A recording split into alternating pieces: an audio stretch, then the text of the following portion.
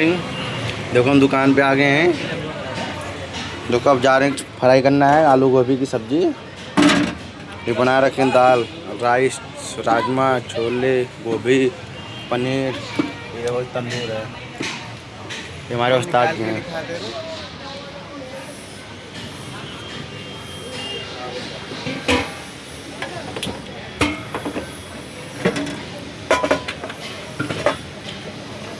डल गया टमाटर, डल गया प्याज, डल गया हरी मिर्ची, ये डल गया थोड़ा मक्खन, ये डल गया फुल मक्खन। यहाँ बटर में फ्राई होता है दोस्तों मेरे।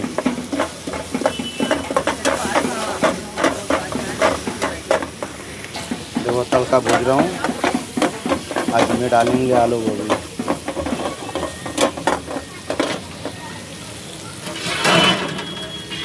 ये है आलू गोभी।